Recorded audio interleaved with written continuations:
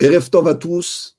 Donc, c'est un plaisir de vous retrouver tous. Comme convenu, on se retrouve avec Moshe Ababou, Monsieur Ababou, Monsieur Louis Drey. C'est un grand plaisir de pouvoir les recevoir ce soir, de pouvoir échanger sur cette thématique qui est plus qu'actuelle et qui est plus qu'explosive. Et il faut qu'on puisse en parler. Et étant justement en Israël, à Jérusalem, on aura aussi l'angle directement d'Israël et pas de médias qui sont loin et qui n'y connaissent rien, qui sont éloignés de tout ça. Donc, on va parler de ce qui s'est passé le 7 octobre et comment cette attaque du 7 octobre n'est pas une guerre comme les autres, comme elle va nous amener à une grande guerre mondiale. Et on voit que tout l'échiquier international est en train de se mettre en place jusqu'au dévoilement du Melech HaMashiach. Donc, les prophéties annoncées sont vraies, elles se réalisent sous nos yeux et on va pouvoir développer, échanger sur tout ça.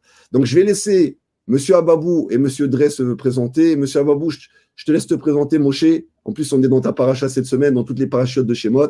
Donc, je te laisse te présenter pour ceux qui ne te connaisseraient pas. Bien, d'abord, bonsoir. Merci de me recevoir.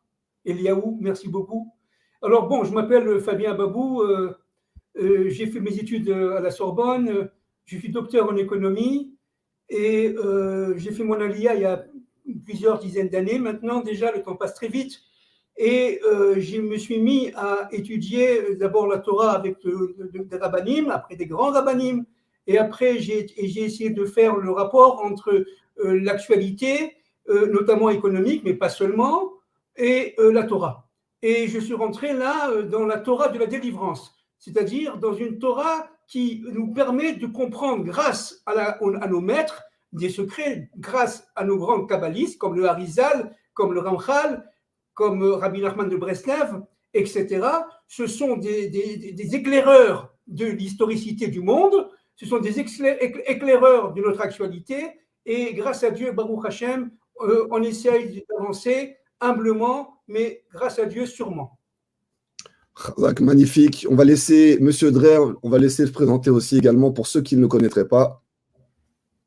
Oui, bonsoir également. Et donc, en ce qui me concerne, après des études commerciales, je suis rentré dans cette filière des grandes multinationales où j'ai évolué en tant que directeur commercial des très très grandes multinationales et c'est disons dans ce contexte-là que le questionnement a commencé sur la finalité, pas la finalité de ma vie, mais la finalité déjà à l'époque du système économique.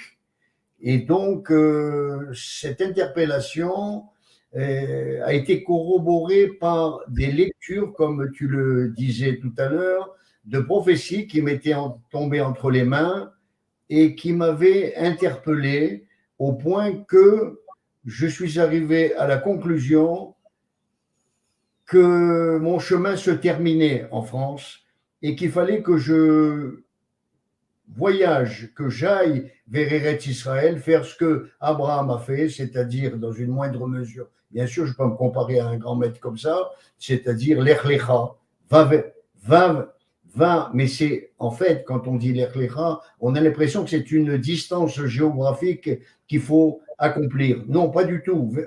Au niveau ce qu'on appelle le Sod, le secret dans la Torah et dans la Kabbale, c'est va vers toi. Découvre-toi. Et en fait, en arrivant en Eretz Israël, peu de temps après mon arrivée, j'ai retrouvé d'une manière miraculeuse un ami qui était arrivé de Tunisie tout jeune, après sa bar mitzvah, et moi également à peu près du même âge. Et nous avons été très, très, très amis dans un collège.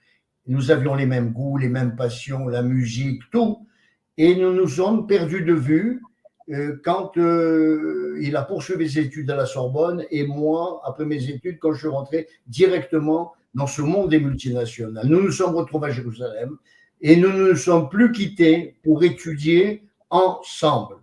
Ensemble, nous avons fait un chemin spirituel très important, à peu près, ça remonte à 33 ans ici à Jérusalem. Mon alia, elle est de 38 ans. On va bientôt arriver non, même presque 40 ans, puisque je suis arrivé le 29 février 84. Ça va faire les 40 ans.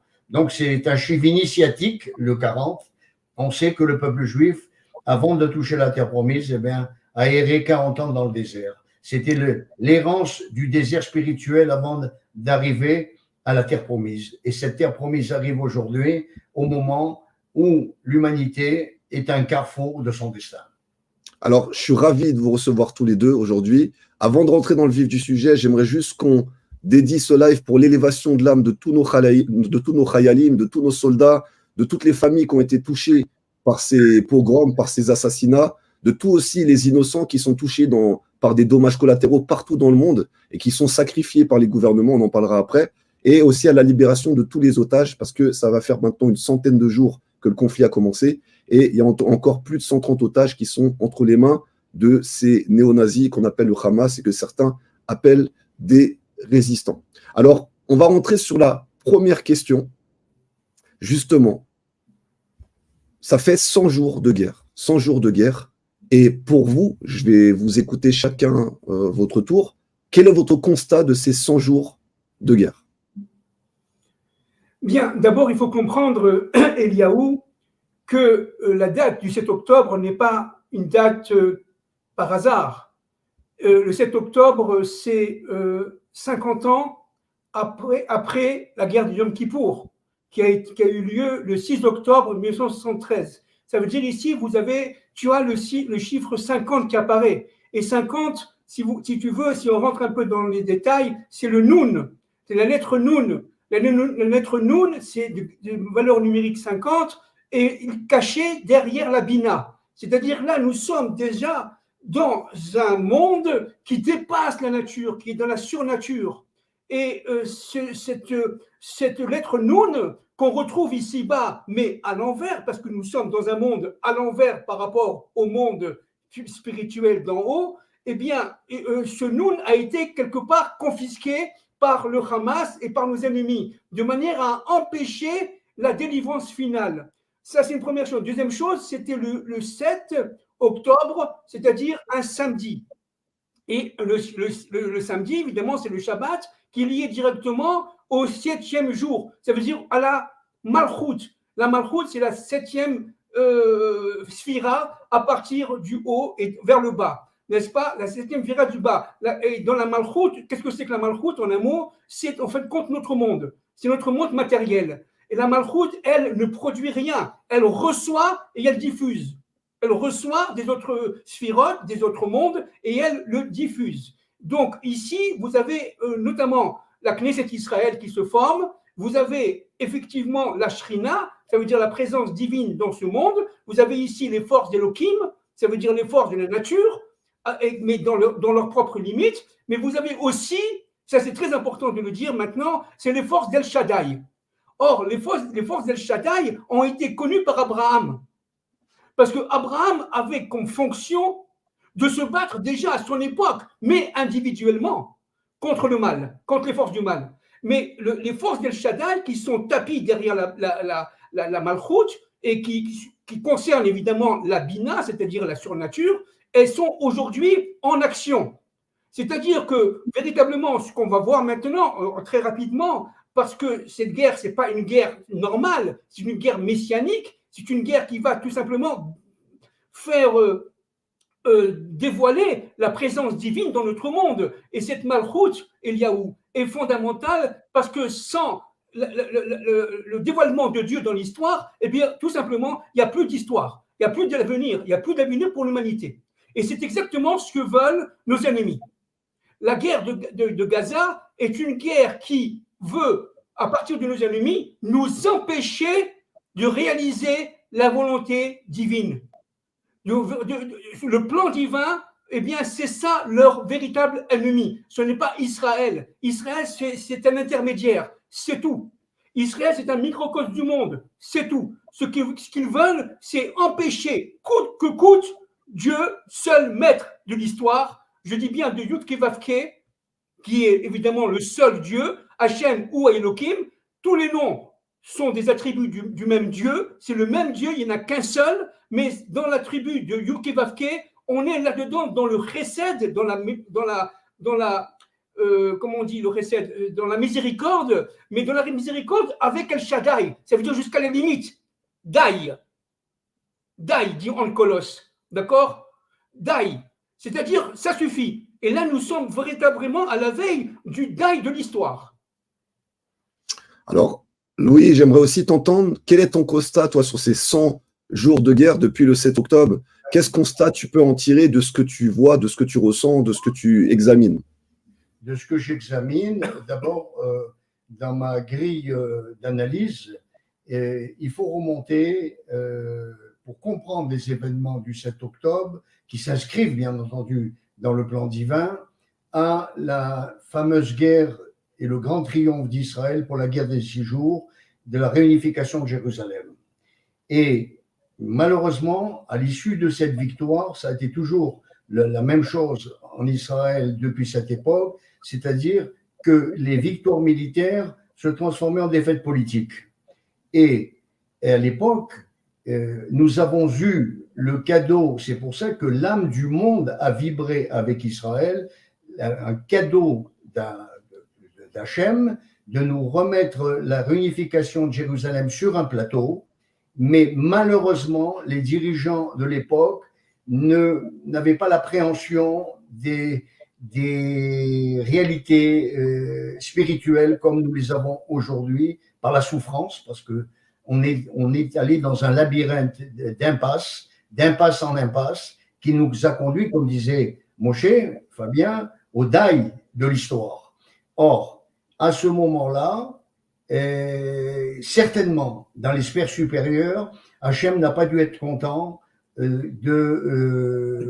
disons, de l'utilisation qu'on a fait de cette victoire. Et je rappelle, pour rafraîchir les mémoires, que quand la guerre de Kippour a éclaté, ça a été un tremblement de terre dans la société israélienne, mais elle s'est déroulée dans un climat déjà de confusion et de doute dans le peuple d'Israël. Parce que si on se souvient bien, l'acheminement de la société israélienne se déroulait en fonction de la politique étrangère des États-Unis. Et en fait, on arrivait à se poser la question si réellement Israël était un État souverain ou un État assujetti comme un 50e État de l'État des États-Unis, puisque même à cette époque, pour des réalités économiques, on avait dollarisé l'économie israélienne. Et comme le disait Fabien Moshe, je le rappelle, c'est très important, c'est que la valeur du dollar, c'est la valeur d'Amalek. Or, on ne peut pas faire mieux, sachant que beaucoup de maîtres ont dévoilé que la guerre finale pour déraciner le mal et permettre à Israël d'être cette lumière des nations, car elle ne l'est pas encore, c'est un processus messianique, eh bien, c'était cette racine qu'il fallait nettoyer, ce mal extirpé de prophéties très lointaines qu'on avait trouvées d'Isaïe à Qumran déjà, qui parlait d'une guerre de fin des temps entre les fils de la lumière et les fils des ténèbres. C'est ce dont parlent beaucoup de gens aujourd'hui, cette fameuse guerre du mal. Le mal, pourquoi aujourd'hui, est venu sur le devant de la scène? C'est parce qu'il a atteint une expansion maximum et que, comme l'a souligné mon ami, c'est cette guerre du 7 octobre, c'est le deuil de l'histoire.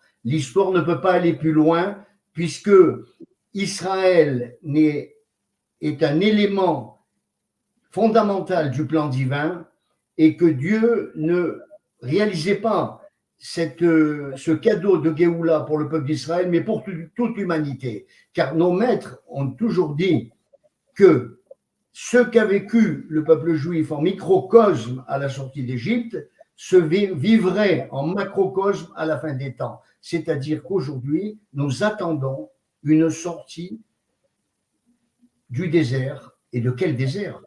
Du désert spirituel des nations, pour retrouver les valeurs qui nous ont été données au Sinaï, et bien même avant, puisque si on fait très attention, quand on analyse la paracha de Noé, et qu'on pose la question, mais pourquoi l'humanité a été soumise à un déluge pareil?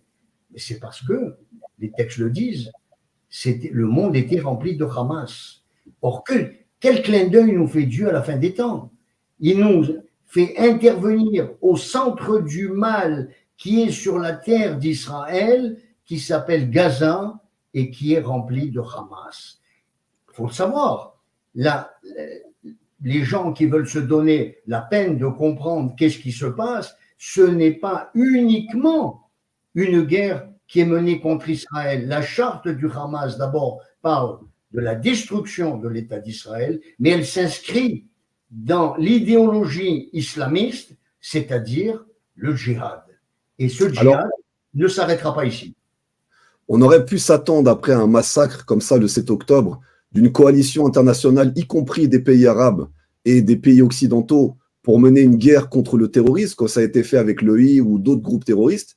Pas du tout. Il y a eu un soutien au début, puis après, c'était un soutien qui était très, très court, pour au final se transformer à, bon, on va en parler plus tard aussi, une accusation de génocide au tribunal de La Haye par l'Afrique du Sud, une accusation d'une grande partie des pays du monde et qui accuse Israël, un soutien extrêmement fébrile des pays européens et aussi des États-Unis. Et comme d'habitude, Israël se retrouve seul depuis ces 100 jours de guerre à combattre contre un ennemi, comme vous l'avez très très bien dit, qui est mondial, qui est protégé. Normalement, il aurait dû avoir Interpol, qui aurait dû aller chercher les chefs et dirigeants du Hamas, que ce soit en Turquie, que ce soit au Qatar ou dans d'autres pays. Et finalement, non. On voit que le monde occidental, les Américains et le monde arabe négocient avec les commanditaires de ce massacre sans aucun problème. Et juste par rapport à ces 100 jours, il faut bien comprendre que le Hamas ou l'autorité palestinienne, ils ont une charte de non-reconnaissance d'Israël et de destruction. C'est juste qu'ils changent de nom, ils changent de forme, malheureusement. Et cette idéologie qui change de nom, qui change de forme, nous rappelle Amalek, qui change constamment de forme, et le seul but est d'empêcher Israël de vivre comme une nation sur sa terre. Alors, deuxième chose, on sait que cet attentat, ce massacre a lieu à la fin de la fête de Sukkot. Et on sait qu'on a une prophétie qui nous annonce que à la fête de Sukkot se déclenchera la guerre de Gog et Magog. Qu'est-ce que vous pouvez nous dire là-dessus, sur justement le fait que ce soit déclaré à Simchat Torah et pendant cette fête justement de Sukkot, comme les prophètes l'annoncent? Bien, alors, pardon, je vais essayer de résumer cela d'une manière extrêmement synthétique, parce qu'on vraiment on peut rester des heures là-dessus. Il faut savoir une chose très très importante, c'est que les trois fêtes, la fête de Rosh Hashanah, la fête de Yom Kippour, si on peut parler ça de fête, et la fête de Sukkot, sont trois périodes fondamentales pour constituer le zivug, ça veut dire le couple primordial.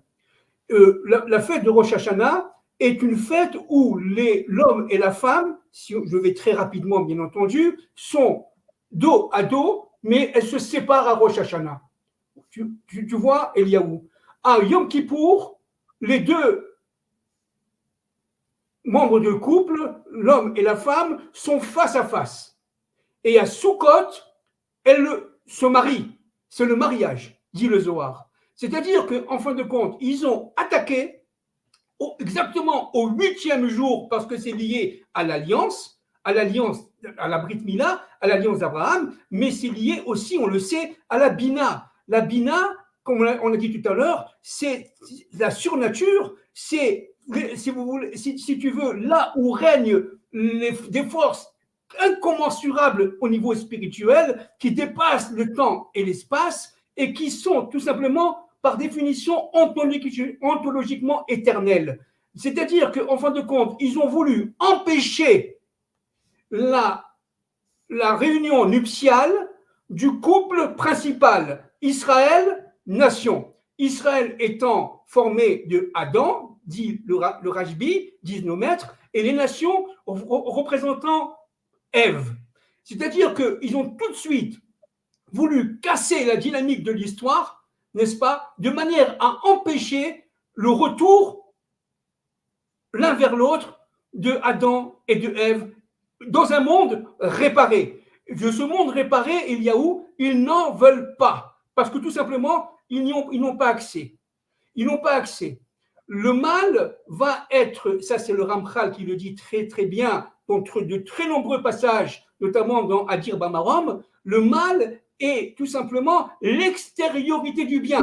C'est-à-dire que si on pénètre le mal, on pénètre profondément, on va voir un sens dans l'histoire, un sens que, évidemment, que le mal est à la disposition de Dieu. Dieu a créé le mal comme il a créé le bien. Et donc, à partir de ce moment-là, tout prend son sens. Et c'est ça qu'ils ne veulent pas, à aucun prix, qu'on donne un sens à l'histoire. Que, tout simplement, c'est une guerre, non pas contre Israël, non pas contre Adam, non pas contre Ève seulement. C'est une guerre contre Dieu. Et là, si tu veux, au niveau de la Bina, il y a deux aspects. Je vais très vite, je vais très vite. Il y a où je vais très vite. L'aspect, disons, de droite, qui est lié au chesed, qui est lié à la masculinité, et vous avez l'aspect de gauche, qui est lié à la gvura, qui est lié à la féminité. Eh bien, aujourd'hui, la Bina est en train de descendre, palier par palier. De plus en plus, on le sent. Nos militaires sentent très bien qu'il y a Dieu en eux. Ils le sentent parfaitement. La plupart des militaires, même s'ils sont dits laïcs, même des non-juifs, comme des druzes, on demande de porter les tefillin et de mettre les tzitzit katan parce qu'ils sentent la présence divine. Et la présence divine qui est en eux, n'est-ce pas, c'est cette Bina qui est en train de descendre, qui est en nous. Ça veut dire quoi, descendre? Ça veut dire tout simplement les voiles qui séparent la Bina de la Malchut sont en train de s'estomper. Et à partir de ce moment-là, ce réveil-là va donner une force qu'on appelle la force de l'hébreu, n'est-ce pas, qui était la force d'Abraham, parce que Abraham est lié directement à ce qu'on appelle le Or à Ganouz, la lumière, le Or à Elion, la lumière cachée, mais la lumière qui vient de l'infini, tandis que Isaac, c'est le Kéli, c'est l'instrument, et vous savez, sur lequel va reposer la lumière, et vous avez évidemment Jacob, qui lui représente Adam Kadmon. Maintenant, si tu as encore quelques secondes, je peux essayer d'expliquer le problème. Adam Kadmon, c'est l'archétype de l'homme primordial. Je vais très vite, c'est en quelques secondes. Et Adam Kadmon a au niveau de son corps l'ensemble des éléments des systèmes économiques, politiques, etc., dans toutes les civilisations qui sont à leur place. Tout est à sa place. Par contre, tout cela, le corps est dirigé par la tête. Or, la tête, vous avez, si vous voulez, le front, vous avez les oreilles, dit le Zohar, vous avez les yeux, vous avez le nez, vous avez la bouche.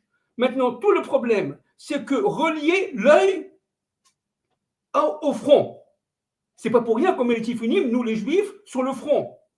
Pourquoi? Parce que le front est lié à la masculinité, dit le Zohar. C'est le ma, ce qu'on appelle le ma. Or, le ma est lié à 45.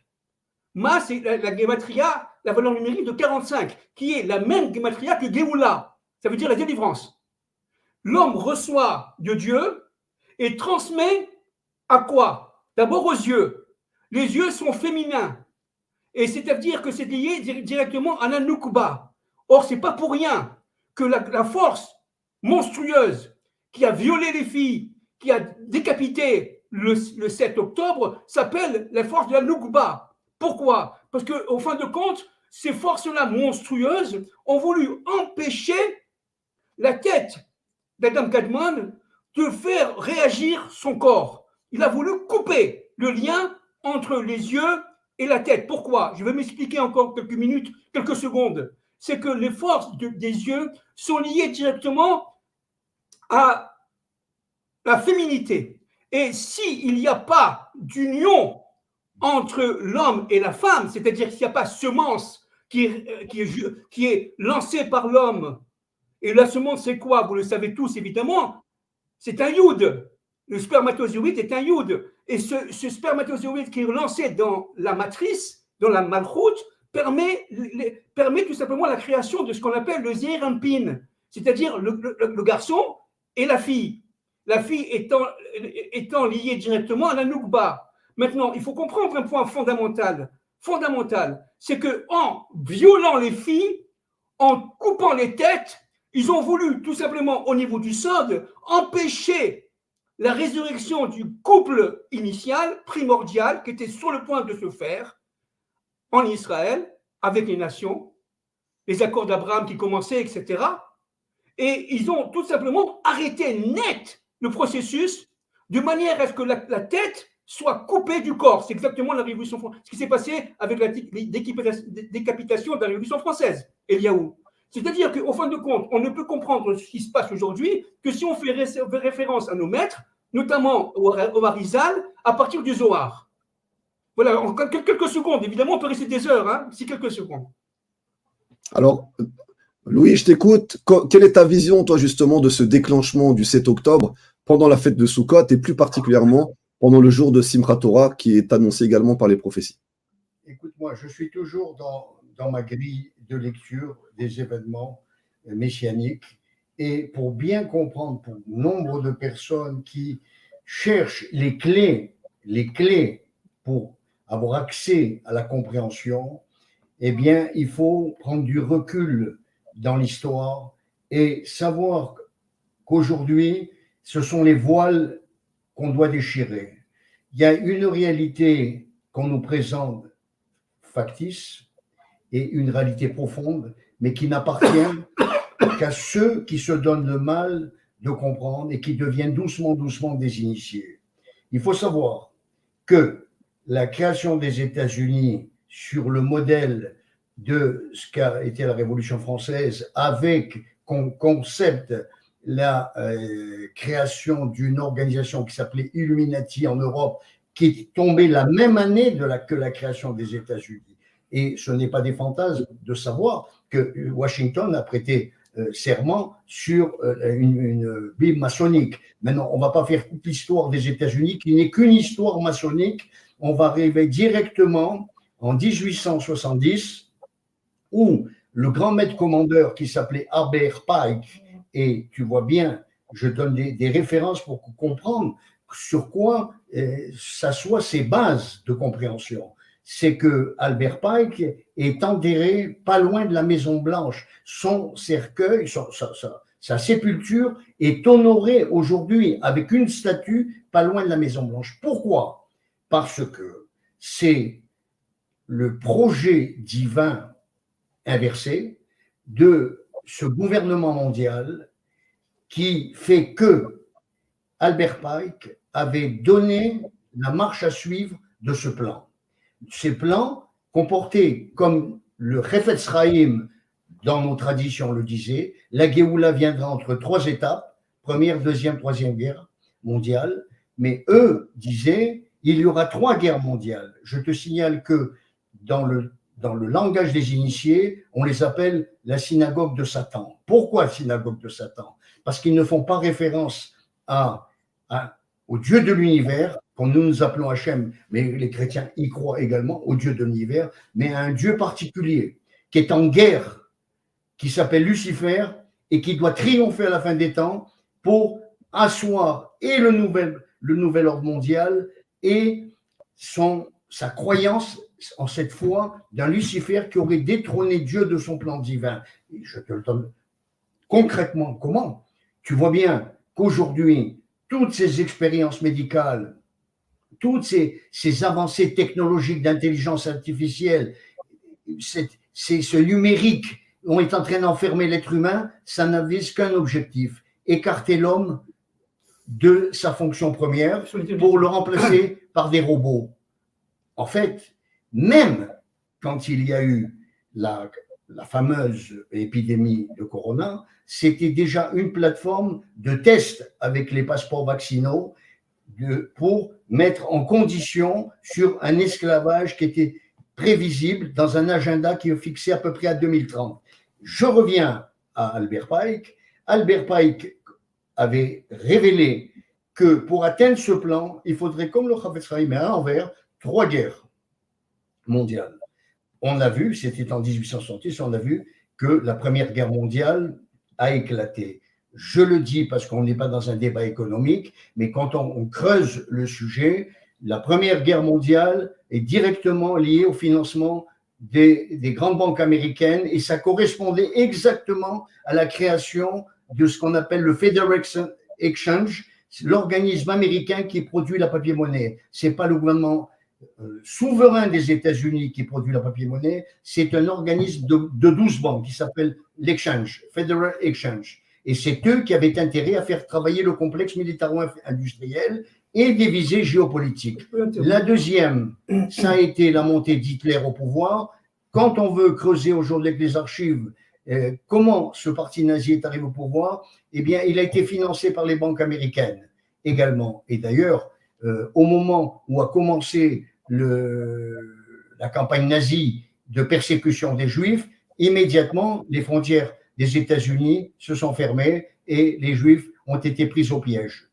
Voilà. Alors, la troisième étape, il était clair. Albert Pike l'a défini. Il a dit, nous produirons une guerre entre le sionisme et le monde musulman et ils s'extermineront entre eux. Et comme ça, nous prendrons l'ascendant sur ces puissances et nous asserrons un gouvernement mondial dont l'agenda est fixé à 2030.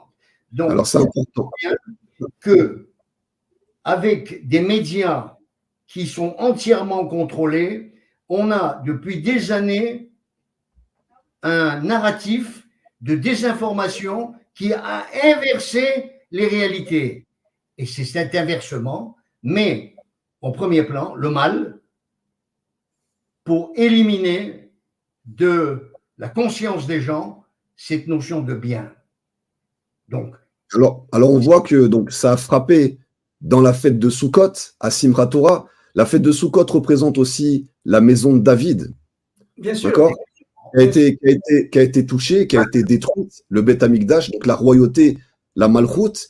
Et puis Simchat Torah, c'est aussi l'unification du Ham Israël avec la Torah dans ce monde. Et donc c'est, comme tu l'as très très bien dit Moshe, c'est-à-dire essayer d'empêcher l'union entre le Ham Israël, le roi des rois et la terre d'Israël pour amener la Torah au monde entier, pour que l'humanité puisse recevoir la Torah. Donc on attaque directement la maison de David, on attaque directement le dévoilement du Mashiach, parce qu'on sent que le dévoilement du Mashiach est très très très proche, et on s'attaque directement à sa maison pour essayer de faire avorter l'œuf dans la coquille. Exactement. Mais je veux ajouter une chose, c'est que cette tragédie du 7 octobre est, comme l'a souligné Fabien Moshe, le dague de l'histoire. Pourquoi ? Parce que nous sommes arrivés à la quintessence de l'évolution du mal dans nos sociétés. La dernière phase active a été lancée des États-Unis, encore par eux, c'était le wokisme. Le wokisme où on fait perdre toutes les valeurs à l'individu. On en fait un zombie. Alors, tu as parlé… Et là-dessus, pour permettre ce plan satanique, et toi tu vas certainement encore le constater, parce qu'à chaque fois que de tes déplacements tu le vois, l'Europe aujourd'hui est en désintégration totale, parce que ce n'est pas un fait du hasard, c'est d'abord la volonté par disons, ce grand marché qui avait été créé à Maastricht, de faire perdre aux États leur souveraineté en mettant des pantins qui dirigeaient les États mais qui reçoivent leurs ordres de Bruxelles pour permettre la déliquescence des identités et permettre ce qu'ils appelaient le grand marché. Et alors, pour revenir à Simchat Torah, ce que disait Louis, c'est juste, bien entendu, mais c'est complémentaire, mais il faut bien comprendre, nous sommes là dans ce qu'on appelle en hébreu Shmini Atzeret. D'accord ? Ça veut dire que arrêtez-vous, faites une photographie, qui vous êtes. Maintenant, vous rentrez dans votre identité intérieure et vous allez chercher à l'intérieur de vous-même tout simplement le Or HaGanuz, c'est-à-dire véritablement la Torah cachée. Et là, on est Simchat Torah. Pourquoi Simchat Torah ? Parce que véritablement, on est en joie absolue. Pourquoi ? Parce que toute l'histoire prend son sens. Et on comprend qui on est, on comprend quelle est notre identité, on comprend quelle est notre fonction, on comprend quel est le but de l'histoire, on comprend pourquoi on a cette famille et pas une autre, on comprend pourquoi on a ce travail, etc. C'est-à-dire que ce que veut Dieu, c'est de nous faire comprendre que tout ce qui nous arrive fait partie d'un plan et d'une volonté qui est la sienne. Alors évidemment, vous allez me dire, et le libre arbitre ? Oui, il y a le libre arbitre. Le libre arbitre existe au niveau des secondes tables de la loi, certainement. Mais le libre arbitre n'existe pas par rapport au plan de Dieu. Ça veut dire qu'en fin de compte, par rapport à Dieu, et le Mashiach va nous faire rentrer dans ce monde-là. On va rentrer dans les premières tables de la loi. Et c'est ça exactement ce qui s'est passé le 7 octobre et à Simchat Torah, à Shmini Atzeret. Dieu a dit, arrête-toi, regarde qui tu es, n'est-ce pas? Et eux, ils ont dit, arrête-toi, on va te détruire. C'est-à-dire qu'il y a, si vous voulez, ici, un combat ineffable, insupportable, ontologiquement insupportable contre le plan de Dieu. Alors, tu as parlé tout à l'heure d'Albert Pike, et on a été averti depuis longtemps par les prophètes que Gog viendrait du nord. D'accord? Donc, soit par une attaque du nord, soit le commanditeur de la guerre sur Israël sera situé au nord. Pour l'instant, le seul pays qu'on a véritablement au nord, c'est la Russie.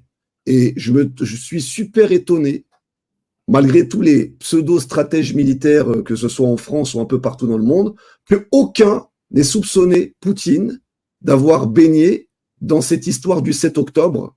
Et ça rejoint ce que tu dis par rapport à Albert Pike, c'est-à-dire on sait qu'il y a cette fameuse bête à 10 cornes, qui est donc la maison des saves. Et 10 cornes, donc c'est des grands pays comme la Russie, les États-Unis, l'Allemagne, la France, qui font partie de ces 10 cornes et de cette quatrième et dernière bête, dont leur but est de créer donc une guerre au Moyen-Orient pour que la descendance de Shem, par le biais d'Ishmaël, soit détruite. Qu'est-ce que vous pensez par rapport justement à ce piège de Gog? Pour vous, Gog, s'il devait y avoir un Gog aujourd'hui, de quel côté viendrait Gog? Alors attends, d'abord, je voudrais préciser, avec le respect que je te dois, Eliaou, que dans dans le spitz principal, dans la corne centrale, il y a un spitz, comme on dit en hébreu. Ça veut dire une petite, comment on dit ça, un yud, tu vois, une petite, et ça, une excroissance, merci. Cette excroissance-là, c'est l'Iran, 19 mètres, c'est la Perse. Et le Zohar est très clair. À la fin des temps de l'histoire, ça veut dire à notre époque, n'est-ce pas? Il va y avoir un conflit entre la Perse et Rome. Alors, ce qui est très intéressant, c'est le Zohar dit une chose absolument incroyable par rapport à ce qu'on vit aujourd'hui. Il dit que la Perse dominera le monde. On le cite toujours jusqu'à aujourd'hui, jusqu'à il y a quelques jours. Mais comment que la Perse peut dominer le monde? Alors, on a cru que c'était d'abord par, évidemment, l'islamisme, le terrorisme, tout ce que ça. Mais en fin de compte, maintenant, on comprend. Il va dominer le monde en prenant le golfe Persique, en prenant tout simplement le pouvoir dans la marchandisation des échanges et des transferts internationaux. Et à partir de la mer Rouge, et le golfe Persique et le détroit de Tirane, passe évidemment près de 15% de l'ensemble du commerce mondial. Là, les pays occidentaux, et notamment les États-Unis d'Amérique avec l'Angleterre, ne peuvent en aucun cas accepter. C'est-à-dire que attends, juste, je finis. Comment que l'Iran va dominer le monde? Maintenant, on comprend. Le Zohar a raison. Il va dominer le monde par l'économie, en prenant tout simplement le contrôle des voies de passage maritime dans le golfe Persique.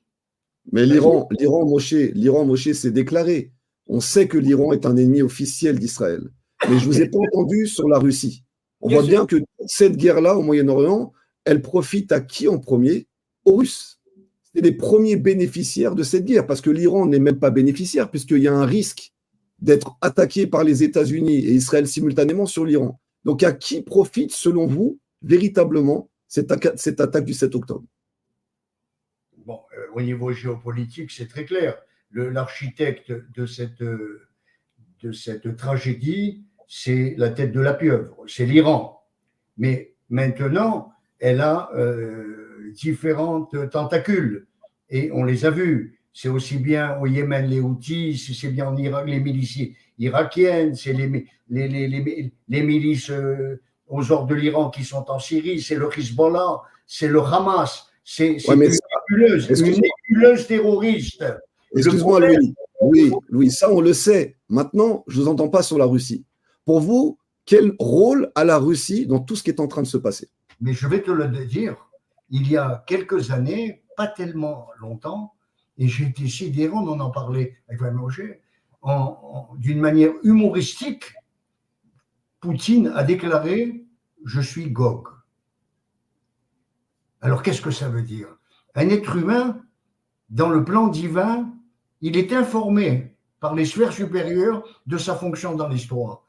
À ce moment donné où il a avoué ça, il ne le savait peut-être pas quelques années avant, mais il savait qu'il allait avoir un rôle à jouer sur la fin des temps. Et je te donne un exemple. Il y a aujourd'hui une présence de l'armée russe qui n'est pas loin d'Israël. Les ports principaux de la Syrie, eh bien, sont occupés par la marine russe, par des forces aéroportées, des forces aviation, missiles, tout est prêt. Tout est prêt. Simplement, il y a le timing de l'histoire. Parce qu'on sait que l'Iran, à la base, ne sont pas des Ishmaélim. Ils sont des descendants occidentaux. Quand le Zohar parle d'une guerre de fin des temps entre Ishmaël, la fameuse excroissance dont il parlait, et Israël, eh bien, ça ne fait pas référence à l'islam sunnite. Pourquoi?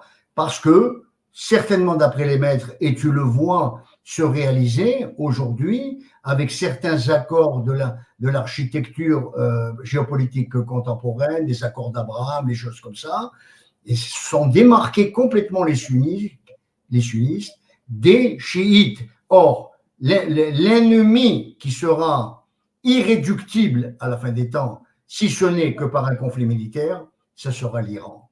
Alors, c'est quand même très interpellant parce que tu sais très bien comment a commencé la révolution iranienne. C'est d'un pays qui était la lumière des nations avec sa révolution française, avec ses droits de l'homme, avec tout ce que tu veux, la France, qui a abrité, qui a donné asile à cet homme qui a déstabilisé le monde. Et en fin de compte, on a été de reculade en reculade, ne voulant pas s'attaquer à la pieuvre, pensant que de toute façon, le pays, le peuple qui était le plus en danger de tout ça, ben c'est Israël. Et comme un bon juif est un juif mort, eh bien on s'est dit, ben, c'est pas une grande perte. On aura essayé l'État d'Israël, ça n'a pas marché, et ils n'ont qu'à s'en prendre qu'à eux. Seulement, ce qu'ils ne savent pas, c'est que c'est le plan divin et que ça ne pourra pas fonctionner comme ils veulent. Le boomerang va revenir vers l'Occident. Voilà, juste une chose, je te laisse la parole après Moshe, c'est-à-dire que l'Iran n'est qu'un pantin entre les mains justement des Occidentaux. Il faut bien comprendre que l'Iran, à la base, on l'a vu, on connaît l'histoire de Pourim. À la base, les Perses sont très proches du Ham Israël, à l'origine. Ils sont très, très proches. Et il y a un ennemi étranger qui vient à l'intérieur de la Perse, qui s'appelle donc Agag et Haman, de la descendance d'Amalek, qui est Tessavique, qui vient s'intégrer à l'intérieur de la Perse et qui vient modifier la face de la Perse. Alors, c'est pour ça que je vous ramène quand même à l'Occident, d'ailleurs, qui manipule les marionnettes ishmaélites d'une manière ou d'une autre pour essayer d'arriver à sa fin. Alors maintenant, écoute-moi. Ce que vous dites tous les deux, c'est tout à fait ça, tout à fait juste. Mais je voudrais préciser un point fondamental. Il y a au niveau de l'Occident un plan secret. Ce plan secret est le plan de la domination du monde. D'accord ? N'oublions pas que Hitler s'est réuni avec les Perses de l'époque, en 1935, en leur disant « Vous êtes des Ariens. Et pour cela, on va vous appeler Iran. » Enfin, je dis ça en français, bien entendu. Vous êtes des Ariens. Vous n'avez rien d'orientaux. Vous êtes des Ariens. Et le grand choc, c'est, en fin de compte, c'est que l'Iran a été inféodé au Führer, inféodé à l'Allemagne, c'est-à-dire inféodé à cette époque-là aux forces d'Amalek et à Édom.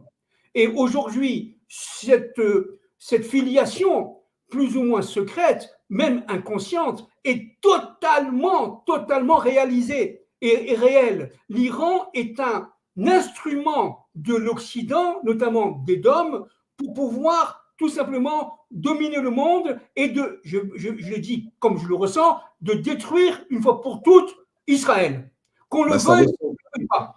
Parce que ça ressemble vraiment au mariage de la fille d'Ishmaël, justement, et d'Ésav. C'est-à-dire que pour moi, l'Iran symbolise ce mariage, c'est-à-dire la fille d'Ishmaël qui rentre au final dans la famille d'Ésav. D'ailleurs, on voit que le monde sunnite, en général, est plus trop proche d'Israël aujourd'hui.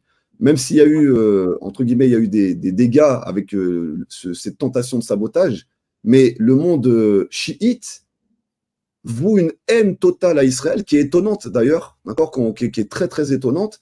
Et est-ce que ça ressemblerait pas donc justement au mariage de la descendante d'Ésav, de la descendante d'Ishmaël avec Ésav? Est-ce que ça serait justement cette union, ce mariage, ne serait pas symbolisé, comme tu l'as dit, Moshe, par l'union du monde occidental et du monde ishmaélite? Absolument, absolument. Nos maîtres disent que, évidemment, lorsque Ésaü a voulu tuer son frère, à partir dès la mort de leur père Yitzhak, il a dit à Ishmaël, son oncle, on va se réunir pour tuer Jacob. Dès que papa, ça veut dire mon père Isaac, meurt, à la mort de mon père, je tuerai Jacob. Mais pour cela, je vais me réunir à toi, Ishmaël. C'est-à-dire qu'en fin de compte, il y a un bon côté d'Ishmaël qui, lui, va reconnaître Israël. C'est pour ça qu'à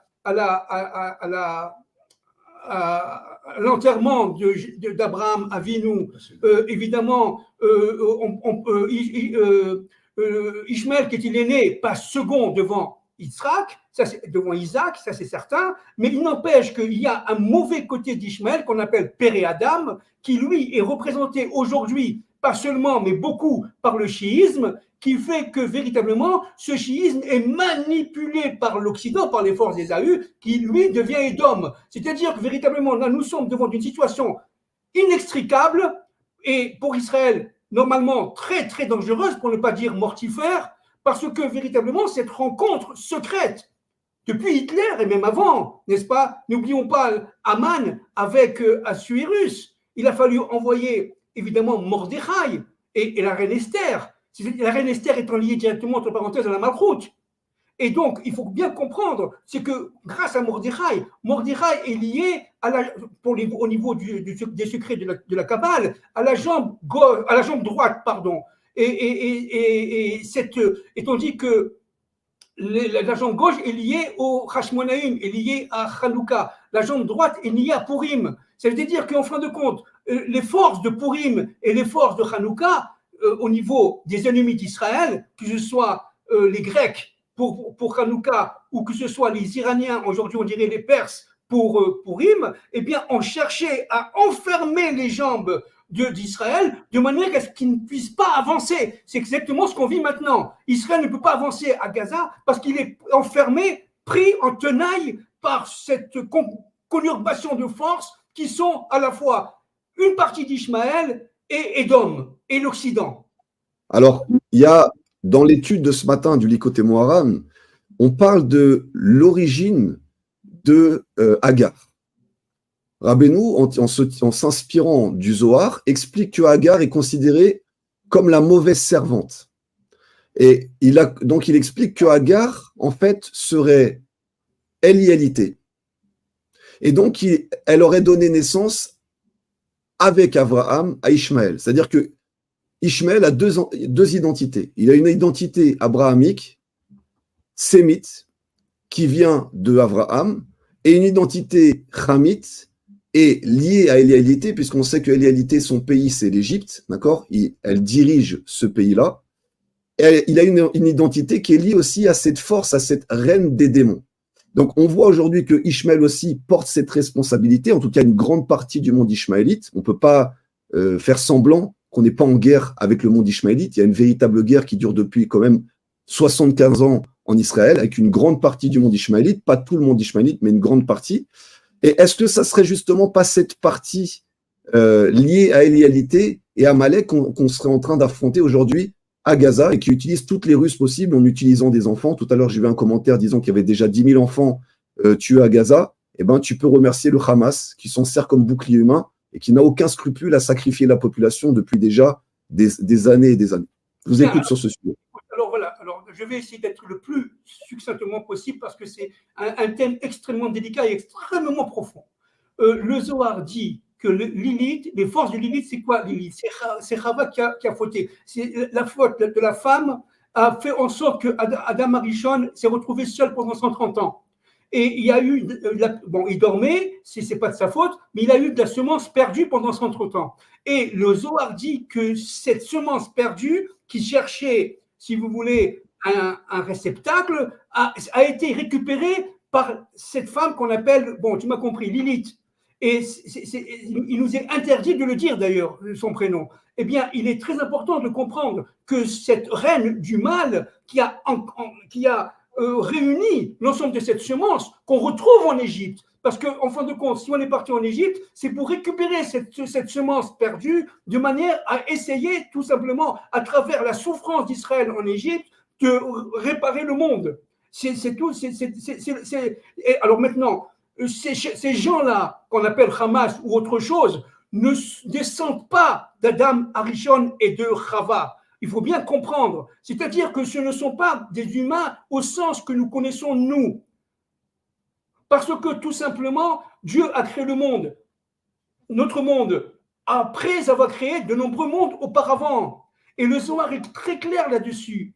À chaque fois qu'il crée un monde, il le détruit et il prend une partie de ce monde, vous voyez, comme la halak de Shabbat, et il le met dans notre monde qui suit. Et notre monde à nous représente, si vous voulez, la somme, si tu veux, la somme de tous ces mondes qui ont été détruits. Maintenant, dans ces mondes détruits, vous avez des âmes qui ne descendent pas d'Adam Arishon. Donc, le problème actuellement, et de Chava, le problème actuellement, c'est non pas de sauver Adam Arishon, c'est de sauver Adam Arishon à partir du moment où il va rencontrer Chava. C'est le couple. Mais Moshe, est-ce que justement, ça ne serait pas une tentative de Elialité de retrouver Adam Arishon par le biais d'Agar et de faire descendre une descendance par le biais d'Agar qui viendrait contester la royauté et la présence du Ham Israël sur sa terre? Oui, alors c'est exactement ce que cherchent, ce qu'on appelle les nazis islamistes, d'accord? Mais seulement, nous avons la Torah. Nous avons la Torah de la délivrance et nous avons évidemment nos maîtres. Nos maîtres sont absolument, et les prophètes, tous les prophètes, que ce soit Ezechiel, Isaïe, Jérémie, bon, on en parle, le prophète Daniel, etc.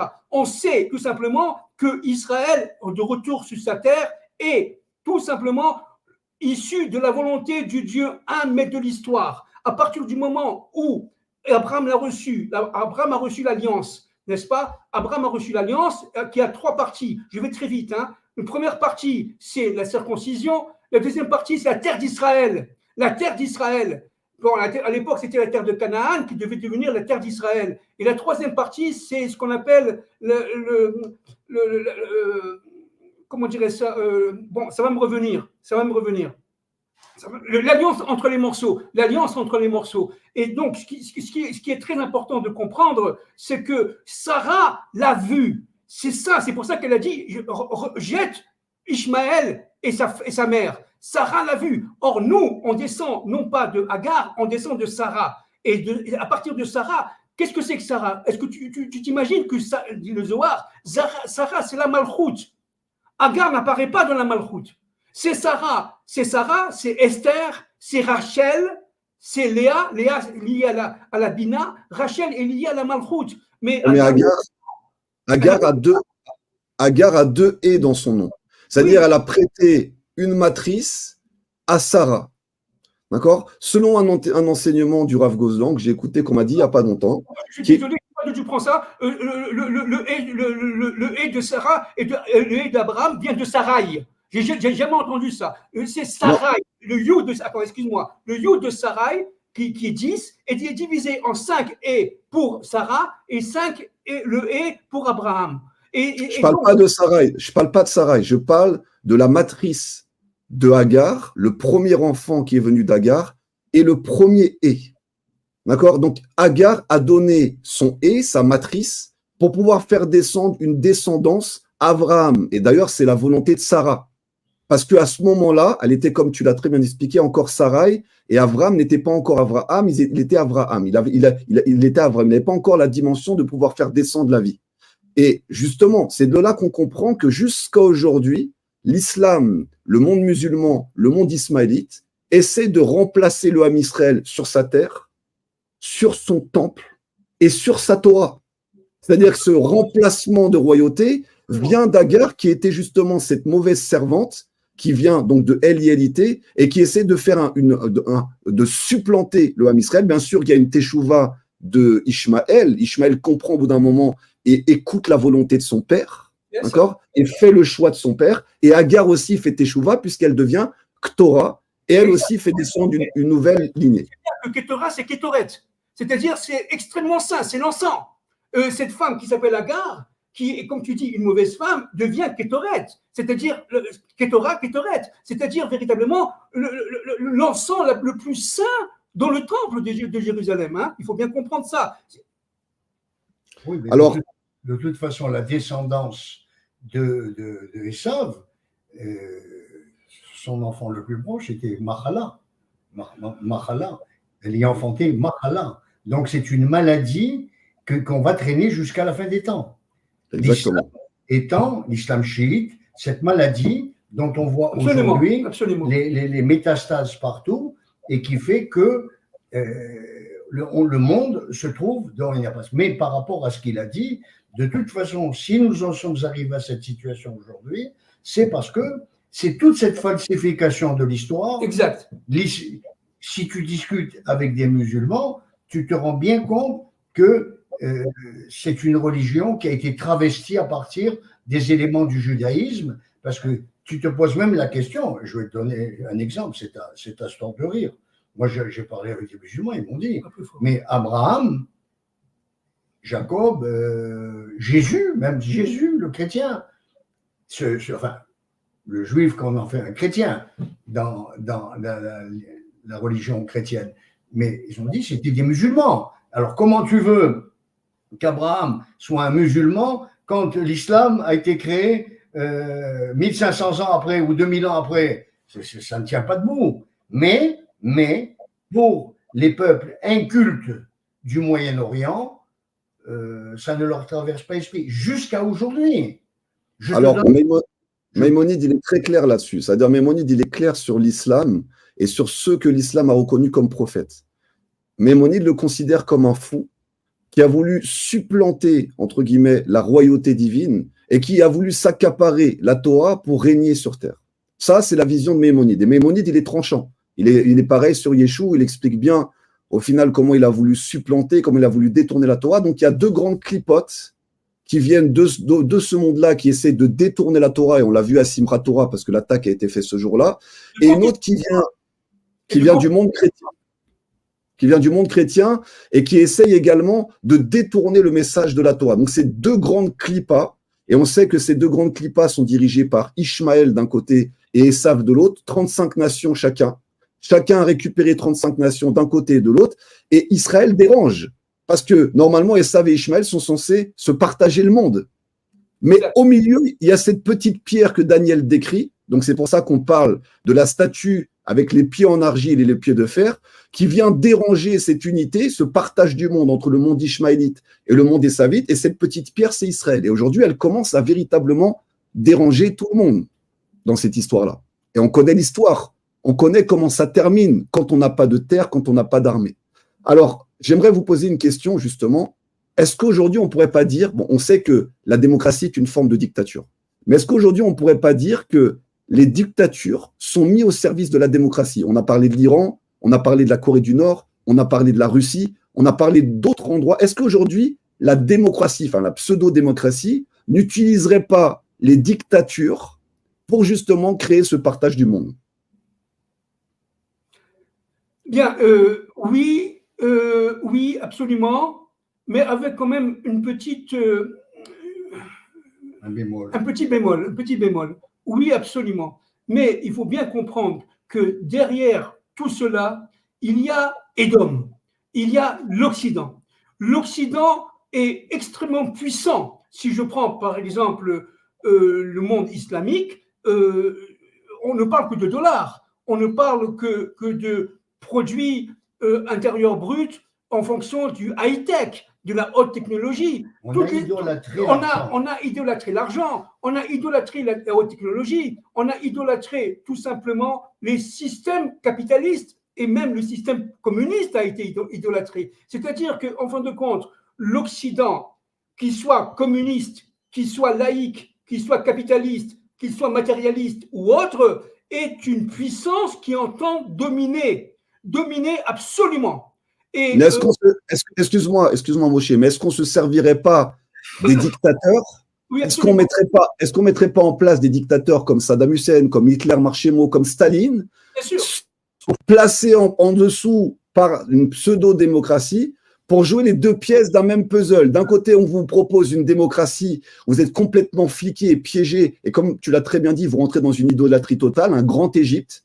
Et de l'autre côté, on utilise nos tyrans quand il faut pour essayer de redresser le monde et lui faire peur pour qu'il rentre à pleine allure dans la démocratie. Absolument juste. C'est pour ça que le général de Gaulle a été dépossédé dès 1968. Tu comprends bien, parce qu'il dérangeait. Il dérangeait. Le général de Gaulle était un dérangeur de conscience, parce qu'il était parfaitement français. Il avait bien compris le jeu derrière tout cela de l'Occident américanisé. Il avait bien compris le jeu de la bourse. Il a bien compris le jeu de l'ONU. L'ONU qui est aujourd'hui, on le sait, le grand Satan, si vous voulez, si tu veux. C'est-à-dire que véritablement, derrière tout ça, et là, tu as tout à fait raison, Eliaou, tu as tout à fait raison, et les dictateurs sont placés, évidemment, par ces puissances-là, qu'on appelle les puissances, aujourd'hui, multinationales, multifinancières, etc. Oui. Alors, on a beaucoup parlé de ce qui se passe autour d'Israël. J'aimerais aussi qu'on parle un petit peu de ce qui se passe à l'intérieur d'Israël. On a vu avant le 7 octobre, qu'il y avait donc toute une scission du peuple entre le monde, entre guillemets, laïque, qui voulait le maintien de la Cour suprême, et le monde un petit peu toraïque, qui voulait commencer à amener véritablement la Torah à l'intérieur de la justice israélienne, à l'intérieur de la Knesset israélienne. Alors, est-ce que aussi, il n'y aurait pas une tentative de l'intérieur, du Erev Rav, d'une taupe, parce qu'il n'y a pas que le Erev Rav. On a vu dans la paracha de la semaine dernière, Datan et Aviran n'étaient pas du Erev Rav, ils faisaient partie du peuple hébreu. Et ils ont trahi Moshe, ils ont vendu Moshe, et ils ont voulu le faire condamner à mort. Donc, est-ce que, selon vous, il n'y aurait pas déjà une taupe à l'intérieur du Ham Israël qui aurait permis ces attentats du 7 octobre, en collaboration avec ce qui se passe à l'extérieur, une participation du Erev Rav, et il n'y aurait pas aussi un grand lien avec ce qui s'est passé avec la Cour suprême? De toute façon, je vais te dire franchement, Eliaou, je suis là depuis 40 ans, mais mon diagnostic m'a terriblement interpellé il y a 40 ans quand je suis arrivé en Israël, parce que je venais avec des idées toutes faites, le sionisme, ce qu'on entendait en Occident et ce que j'avais lu, et en fin de compte, je me suis rendu compte à ce moment-là qu'on n'était pas loin d'ajouter une étoile au 50e étoile du drapeau américain. C'était plus qu'un impérialisme. C'était dans les cerveaux des Israéliens déjà. C'était dans les cerveaux. Quand tu demandais à des Israéliens, pas tous, mais laïcs, qu'est-ce que ça représente, Israël pour toi? Tu disais Israël, les Américains. Alors, écoute-moi, 2000 ans d'exil pour arriver à une conclusion comme ça, retour sur notre terre, c'était interpellant. Maintenant, cette problématique a continué à se développer dans des luttes politiques très profondes, mais qui ont vu, pour bien comprendre les événements du 7 octobre, qui ont vu leur apogée à l'époque des accords d'Oslo, qui ont profondément divisé la société israélienne, qui sont traduits par un assassinat d'un Premier ministre. Et en fait, derrière ce développement de la société israélienne, ce développement politique, il y avait un jeu secret qui s'est révélé l'année dernière, il y a 2 ans, à savoir le rôle de la Cour suprême. À l'époque, on avait un juge qui s'appelait le juge Barak. J'ai été très interpellé quand on a demandé au juge Barak d'aller défendre Israël à ce fameux procès de la Haye, alors qu'il était la pierre angulaire du déséquilibre qui s'était posé dans la société israélienne, à savoir, en 2 mots, que lui, sa vision des choses, c'était la démocratie et un État juif en second, ce qui voulait dire qu'il fallait laïciser, séculariser l'État d'Israël, alors que la philosophie du départ, même chez Ben-Gurion, c'était un État juif. C'était un État juif. Et à partir de là, on a eu des élites israéliennes qui ont commencé à avoir une vision de leur identité au travers de l'universalisme développé par les grandes cultures occidentales, américaines, européennes et tout. Autant dire une rupture totale avec l'identité juive telle qu'on la connaît. Or, quand tu parles du 7 octobre, je vais te dire une chose, c'est une des raisons également de cette tragédie, car il n'y a pas d'événement qui se déroule sur notre terre sans la main de Dieu dans l'histoire. Donc, là-haut, il était très, très en colère où nous étions arrivés. Nous étions en train de nous étriper, et sans être un prophète, j'avais parlé avec Fabien Moncher, je lui ai dit, il ne faudrait pas que ça leur donne la tentation de nous attaquer, pensant qu'on est dans un moment de grande faiblesse. Et c'est exactement ce qui est arrivé. Alors, j'aimerais qu'on termine par 2 questions pour qu'on puisse, je sais que vous n'avez pas énormément de temps, pour qu'on puisse après poser aussi les questions des gens qui étaient avec nous en ligne. Alors, la première question que j'aimerais vous poser, c'est qu'est-ce que vous pensez de cette accusation du tribunal de la Haye par l'Afrique du Sud? Qu'est-ce que vous en pensez? Mais c'est tout simplement, oui, c'est une mascarade, c'est un fantasme. Le monde ennemi d'Israël vit dans un fantasme absolu de mensonge et honté. C'est-à-dire que véritablement, il a créé tout simplement une réalité qui lui est disponible, qui lui est à sa disposition, de manière à pouvoir manipuler les consciences, manipuler les masses. C'est un fantasme, c'est tout. Et ça n'aura aucune conséquence absolue parce que Dieu va intervenir dans l'histoire et comme je l'ai dit tout à l'heure, avec la Bina, il va intervenir avec fracas. Et c'est une question vraiment de quelques mois. Je ne suis pas prophète, je peux me tromper, mais c'est une question de très très proche. Dieu va intervenir directement avec fracas en disant ce deuil de l'histoire. Maintenant, ça suffit. Réveillez-vous, il y en a marre des mensonges, il y en a marre de créer un monde fantasmatique, vous êtes dans des fantasmes, vous êtes en train tout simplement de chercher à détruire mon plan, à détruire ma présence dans ce monde, et c'est moi le patron, et c'est moi le seul patron. C'est ni les élites américaines, ni les élites occidentales, ni les élites chinoises, ni les élites russes, c'est moi et moi seul. Et c'est ça qu'on va vivre, ça va faire très peur, parce que quand Dieu intervient, il va intervenir évidemment par les forces de la nature, les diplés, n'est-ce pas? Et il va manipuler les forces de la nature avec tremblement de terre, etc., etc.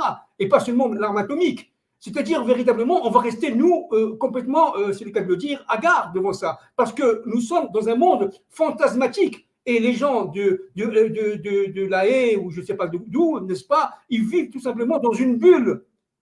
Et ils n'ont pas du tout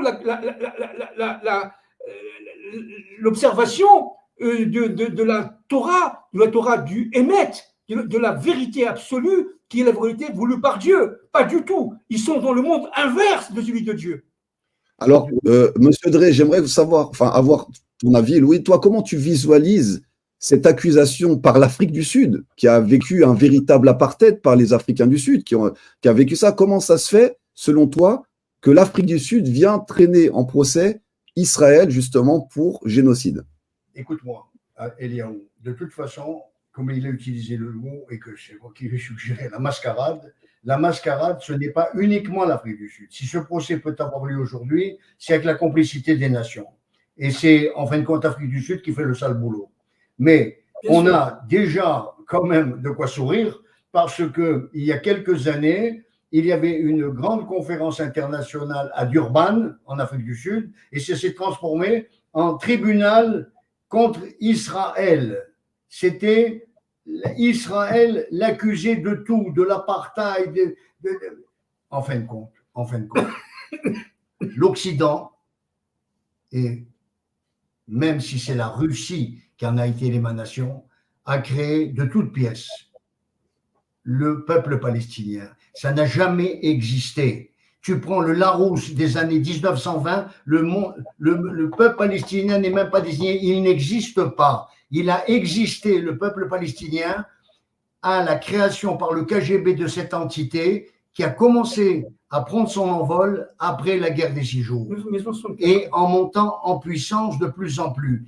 Quand tu vois aujourd'hui la collusion entre ce qui pourrait être Gog en Russie et le dernier empire qui est l'empire idolâtre, mais au temps de Noé, il y a des lois qui ont été édictées. Et parmi ces 7 lois, on parle de l'idolâtrie. Eh bien, l'idolâtrie du XXe siècle, du XIXe siècle, c'était le dollar. Alors, est-ce que réellement le XXe siècle, puisque c'est après la guerre de 1944 à Bretton Woods qu'a été intronisée cette valeur internationale d'échange qu'était le dollar. Donc, est-ce que à idolâtrer le dollar. On est dans un monde d'idolâtrie.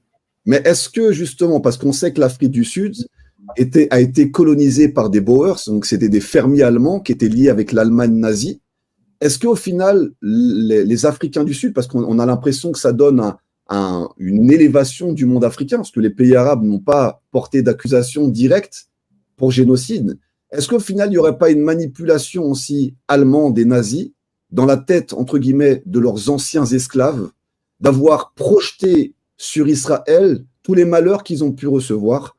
Et est-ce qu'au final, le début de ce procès ne serait pas justement le procès des nations? C'est-à-dire, on sait que Israël va juger la montagne d'Esav.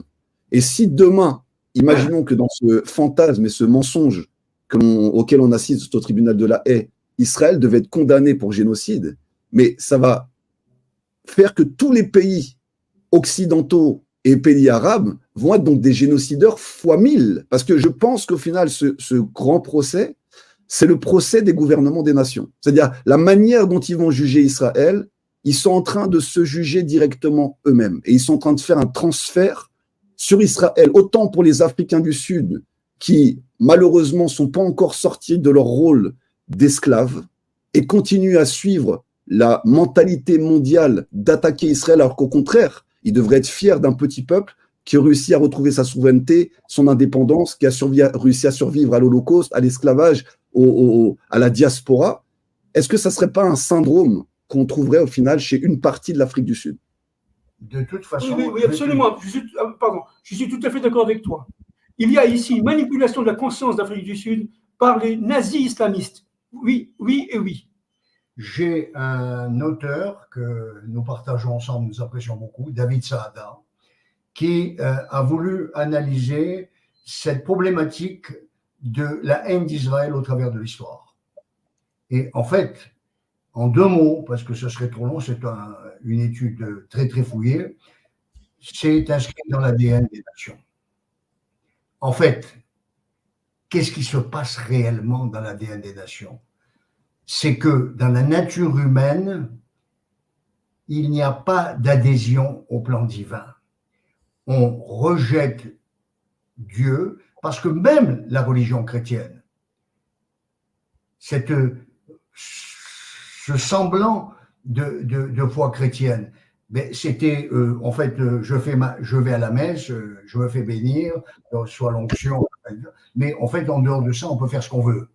Mais non, c'est pas ça, une élévation spirituelle de l'être. C'est déjà, comme l'avait demandé Dieu à Noé, ne commettez pas de l'adultère. Quand tu penses qu'il y avait des chansons, tout le monde les connaît, c'est humoristique, mais la bonne du curé, on ne l'a pas inventée.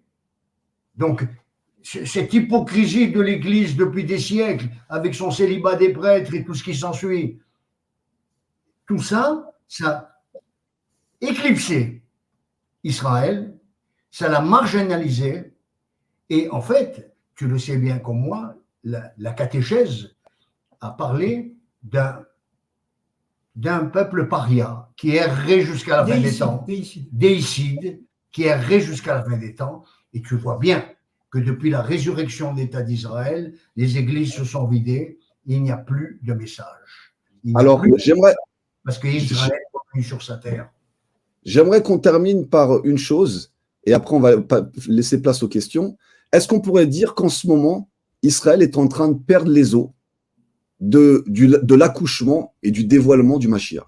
Oui, absolument. Nous sommes là dans une phase ultime, une phase absolument nous sommes là en fait je ne crois pas trop me tromper en disant que nous sommes à la fin de la période du Mashiach ben Yosef et nous sommes au tout début de la période Mashiach ben David. Le Zohar dit clairement, et ça a été repris par le Rambam, par Maïmonide, il dit que la grande réalisation du Mashiach ben David, c'est qu'Israël devient un pays souverain des nations, un pays complètement souverain et indépendant des nations. Et le fait que je vois que malgré tout, on continue à aller jusqu'au bout à Gaza, parce qu'on n'en a pas parlé, mais ça mérite une émission en tant que telle, que Gaza est une terre complètement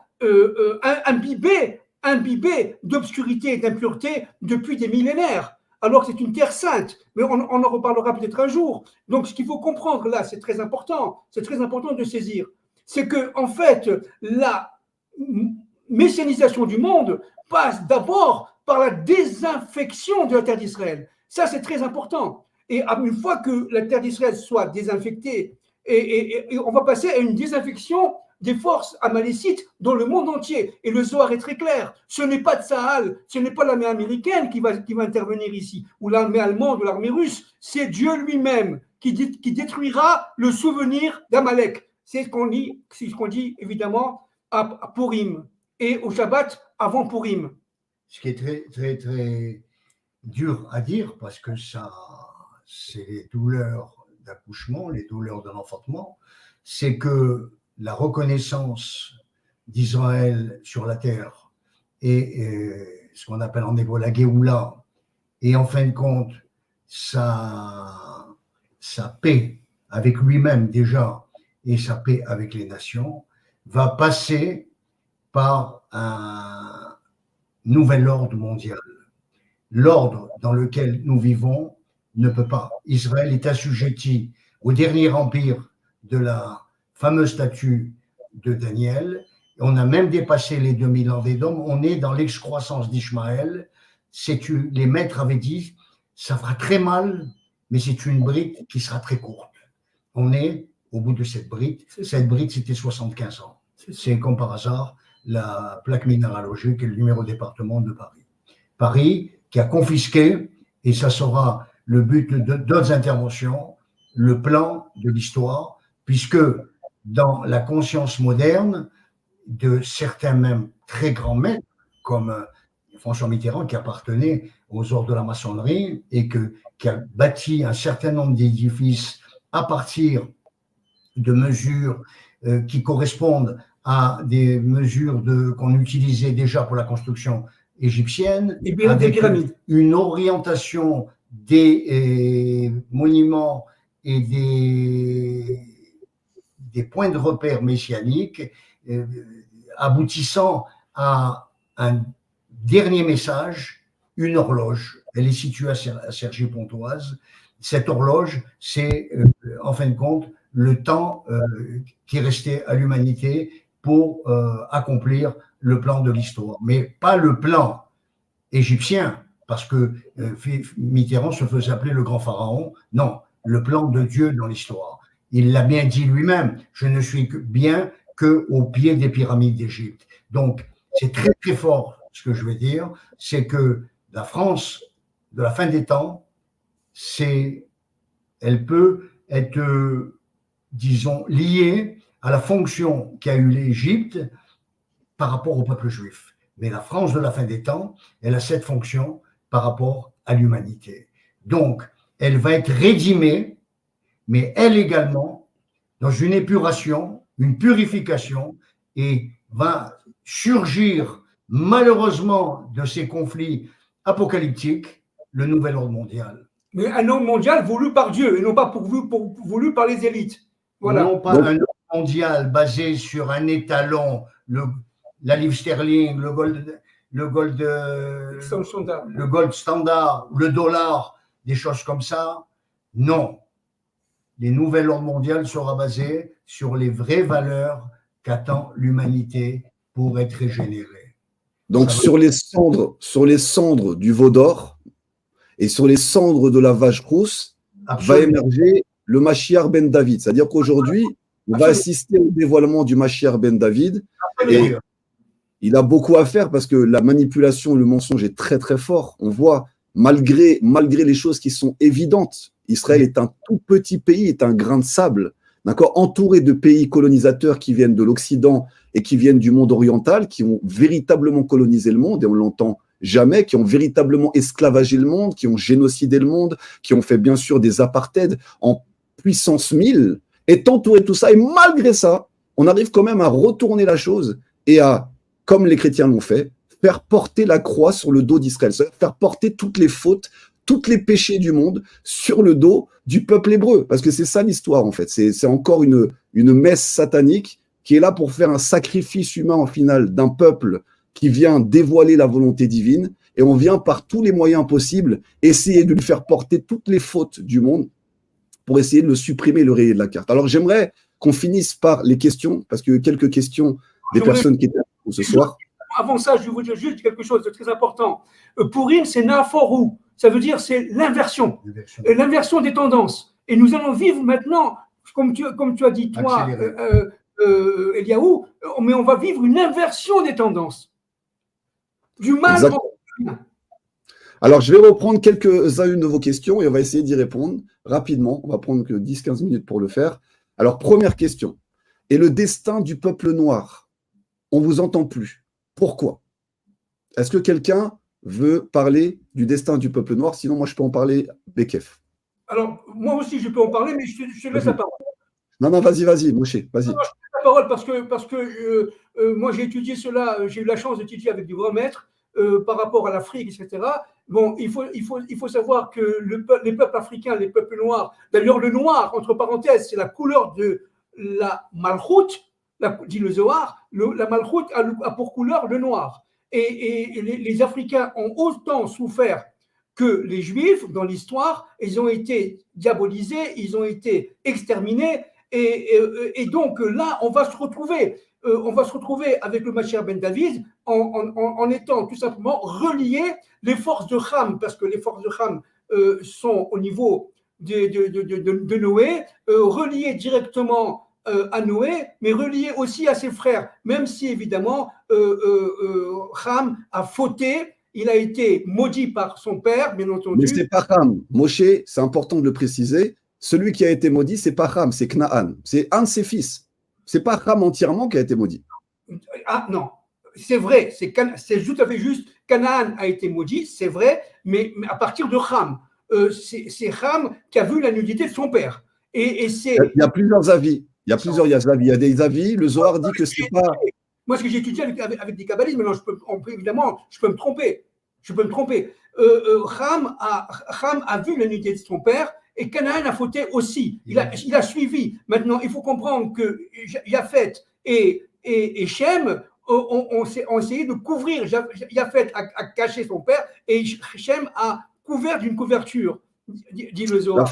La faute qu'on reproche à Ham, c'est d'avoir une union dans la Teva, donc dans l'arche, alors que c'était interdit, le monde était en train d'être détruit. Et donc il a fait descendre l'âme de Knaan dans l'arche, et Knaan, qui est né justement par une âme de destruction, a cherché à castrer Noach pour empêcher le Mashiach de se dévoiler. Mais cette malédiction, elle a été accordée à Knaan. D'ailleurs, on voit la terre de Knaan, et c'est eux qu'on vient déraciner, qui sont venus envahir la terre des Shémites, il faut bien comprendre, et c'est les Cananéens et pas les Hamites, puisqu'on voit bien que les Égyptiens, 3 générations après, peuvent se convertir et revenir carrément dans le Ham Israël. Donc c'est important de souligner parce que on a le monde chrétien et catholique à essayer de mystifier et de diaboliser le peuple noir, le peuple africain, en disant que le peuple africain avait été maudit, chose qui est totalement fausse. C'est une partie des Cananéens, c'est les Cananéens et une partie de Ham qui a été maudit, absolument pas toute sa descendance. Mais il faut dire une chose également, c'est qu'après les 40 ans de désert, quand Yeshua ben Nun est arrivé aux portes d'Israël, l'ordre d'Akadosh Baruch Hu, c'est pour ça qu'il voulait que la génération des esclaves d'Égypte meure au désert et que ce soit des enfants revigorés, des combattants qui soient prêts à l'entrée dans la terre promise par Dieu. L'ordre a été de détruire la civilisation cananéenne. Et d'après certains grands maîtres de la Kabbale, cette population cananéenne qui a laissé la place au peuple d'Israël a émigré, et en particulier une partie dans ce qu'on appelle Germania. l'Allemagne et la France. Et la France. L'Allemagne et la France. Donc on voit que les ancêtres des Cananéens ne sont pas les Africains comme on pourrait le prétendre, mais sont justement aujourd'hui dans le monde occidental, en France et une partie aussi également de l'Allemagne. Et il faut bien comprendre que Moshe Rabbeinu a épousé une Africaine. Moshe Rabbeinu a lutté aux côtés de l'Afrique pendant très très longtemps et sa femme était africaine. Donc il y a un lien très très fort entre justement l'Afrique et Israël, qui était collé via l'Éthiopie, via justement l'alliance avec la reine de Saba et le roi Shlomo, qui donnait justement une partie de la royauté à l'Afrique, puisque selon un avis, l'Arche d'Alliance a été cachée en Éthiopie également. Et on sait que l'Éthiopie n'a jamais été colonisée. Personne n'a réussi à vaincre l'Éthiopie jusqu'à aujourd'hui, malgré les tentatives de Mussolini. Comme par hasard, qu'est-ce qu'il va faire en Éthiopie? Pourquoi Mussolini va en Éthiopie? Bien sûr, parce qu'il savait qu'il y avait un lien très très fort entre une grande partie de l'Afrique et Israël, pour te répondre, Camille. Absolument juste, absolument, absolument. Alors, autre question.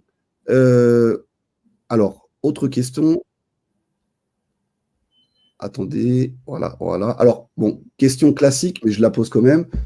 Pourquoi Hachem laisserait-il faire tout ça? C'est une question basique, hein, mais qui veut y répondre rapidement? On a peu de temps, d'une manière concrète. En deux mots, ce serait très simple. C'est que si Hachem était intervenu personnellement depuis le départ, alors qu'on attend ce dévoilement pour la fin des temps, mais d'une manière dévoilée, parce qu'il a intervenu tout au long de l'histoire, mais l'histoire n'aurait pas eu la même direction. Le mal n'aurait pas suivi le chemin qu'il a suivi dans le monde. Mais il y a, comme pour les plaies d'Égypte, ce qu'on appelle la pédagogie de l'histoire. Et avec le recul, les générations comprendront que ce cheminement dans une obscurité très sombre dans l'histoire a permis ce dévoilement de la grande lumière que nous attendons. Mais, comme je te le reprécise, Eliaou, ça sera un nouvel ordre. Ça apparaît quelque chose de très simple, mais c'est remuer de fond en comble les fondations de la planète. Voilà. Alors, juste une petite rectification. On me dit, Eliaou, tu te trompes, pas allemand, hollandais par rapport à l'Afrique du Sud. Fais tes recherches, tu vas voir que les Boers, les premiers fermiers qui sont partis en Afrique du Sud, venaient d'Allemagne et avaient des liens très étroits avec l'Allemagne nazie. Juste fais tes recherches, tu verras, et tu verras qu'il y a ce lien très très étroit avec l'Allemagne nazie. Alors ça, on va terminer par cette question, d'accord, qui est une question en fait générale, mondiale, d'accord. Selon eux, le nazisme est une copie du sionisme, race pure, massacre d'un autre peuple. Qu'est-ce que vous avez à répondre à toutes ces personnes qui comparent au final le retour du peuple hébreu sur sa terre au nazisme? Ben, c'est très simple, hein. De toute façon, c'est une caricature qui a été faite depuis des années et des années, qui a été inoculée comme un poison, exact, et qui a fait du juif, encore une fois, ce que tu disais tout à l'heure, le responsable de toutes les fautes de l'humanité. Le bon juif qui devait endosser tout ça. Donc, en fin de compte, tu sais, les fonctions, à chaque époque, on a changé l'habillage du problème contre les juifs, mais c'est resté le même, c'est tout. Donc, l'antisionisme, c'est un antisémitisme déguisé, voilà, c'est tout. Hein, c'est tout. L'antisionisme, c'est un antisémitisme éhonté, horrible, mais déguisé et perpétuel jusqu'à l'arrivée du Mashiach ben David. Bon. Exactement, parce qu'on essaye constamment de lier le nazisme au sionisme. Pourquoi? Parce que dans la Torah, encore, il y a un peuple, le peuple hébreu, il y a ce qu'on appelle les goïm, et quand c'est mal compris, les goïm, c'est-à-dire les nations, c'est pas une insulte. D'ailleurs, on dit un goy kadosh pour le Ham Israël. Israël aussi est appelé goy. Mais pourquoi je te dis, pour AF Pro, je vais te répondre rapidement. Tu peux pas comparer le sionisme au nazisme. Par contre, à l'intérieur du sionisme, il y a des infiltrations nazies. Je suis d'accord avec toi. À l'intérieur du sionisme, il y a des nazis qui ont essayé d'infiltrer. Ça, c'est sûr. Mais pourquoi ça n'a rien à voir? Parce que le nazisme, il est basé sur la race. La Torah est basée sur l'âme. Ça n'a rien à voir. Sur la race. C'est-à-dire que pour les nazis, même si tu voulais, par exemple, devenir nazi et que tu étais, par exemple, africain ou ou juif ou européen, mais que tu n'étais pas arien, tu ne pouvais pas rentrer chez les Ariens. C'est impossible. Par contre, la Torah est différente. La mère reçoit l'âme juive et une personne qui revient vers son peuple, peu importe de quel endroit il vient, peut revenir du moment que sa démarche, elle est sincère. Donc, ce n'est pas du tout le but d'avoir une race pure, puisque si tu regardes bien Israël, on a des juifs hindous, des juifs d'Éthiopie, des juifs du Yémen, des juifs d'Irak, des juifs d'Allemagne, blonds aux yeux bleus, des juifs du monde entier. Donc, si ça, c'est une race pure, il faut m'expliquer, parce qu'il n'y a pas plus métissé et mélangé que le peuple hébreu. Et le massacre d'un autre peuple, jusqu'à aujourd'hui, si tu regardes bien, ça fait quand même 75 ans qu'on essaye, malgré que ce soit notre terre, malgré qu'on soit entouré de pays colonisateurs, quand même de trouver un accord de paix. Mais il y a des limites. C'est-à-dire que si notre existence est mise en danger avec un peuple qui apprend à ses enfants depuis la tendre enfance à exterminer le peuple hébreu, chose que tu n'entends pas en Israël. Il n'y a pas d'extermination dans les écoles, on ne parle pas d'extermination, d'abolir un peuple, absolument pas. Le peuple hébreu doit se défendre. Il y a des limites à cette défense. Parce que c'est un problème racial et que depuis la création de l'État d'Israël, on est dans un dialogue de sourds. Les responsables, au fur et à mesure de leur action dans les gouvernements israéliens, ont analysé le problème comme un problème politique qui devait trouver des solutions. Or, si tu as parlé de 75 ans de l'existence d'État d'Israël, mais la violence avait déjà commencé bien avant, dans les émeutes de 1936, avec un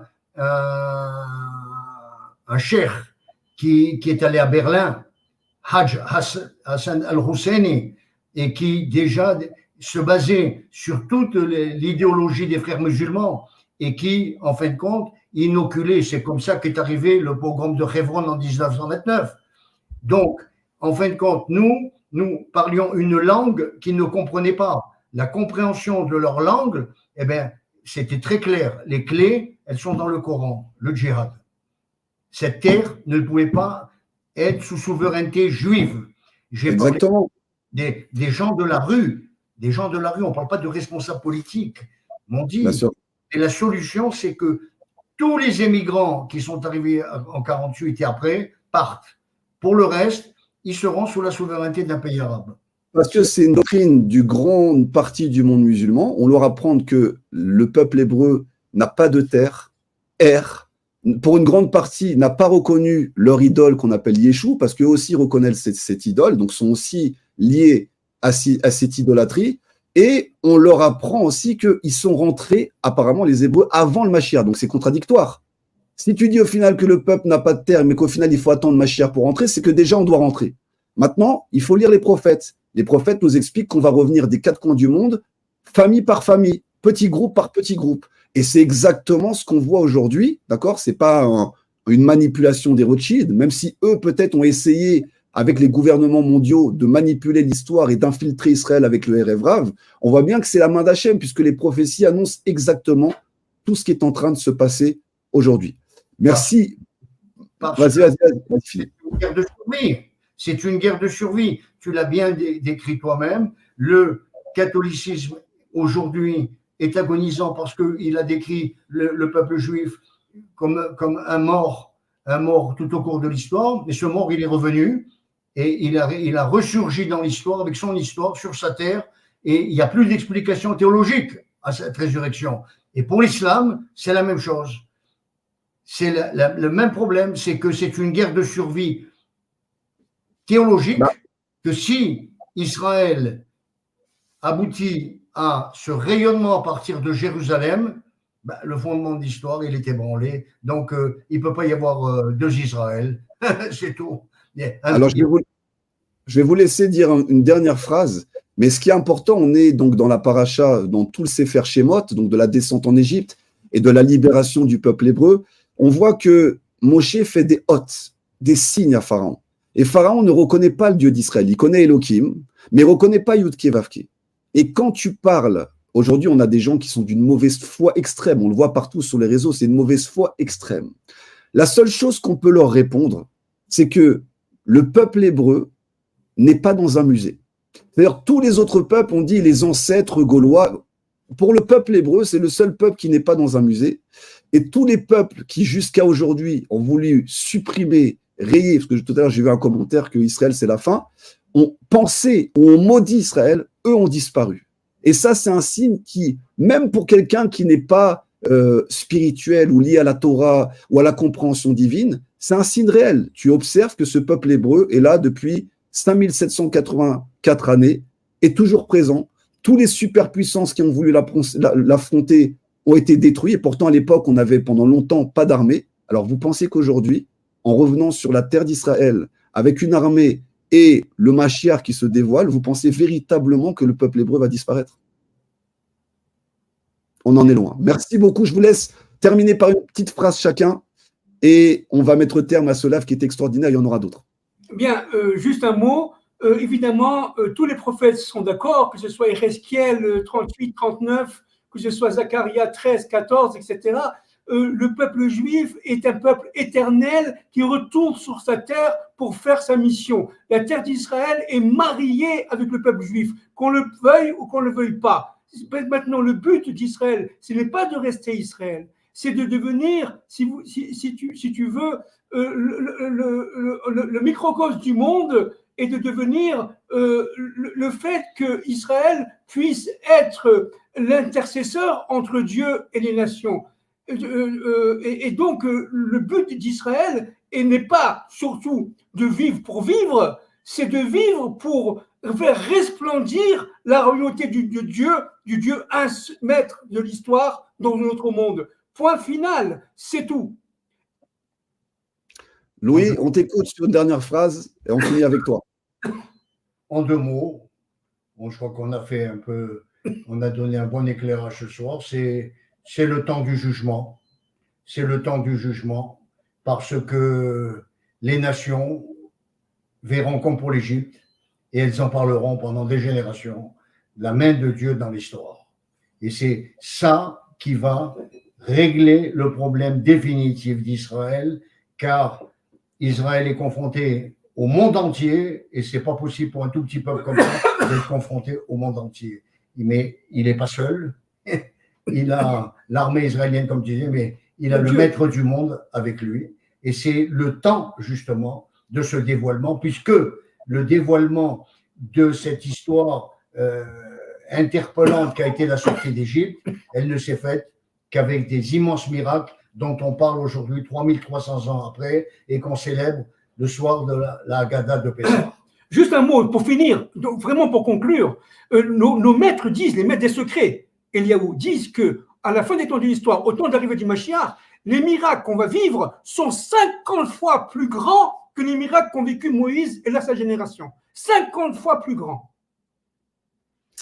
Exactement. Donc, à vous de vous mettre du bon côté, ni du côté d'Israël, ni du côté des nations, du côté de la vérité du Créateur. Et en fait, le Créateur reconnaîtra les siens. Il reconnaît les siens.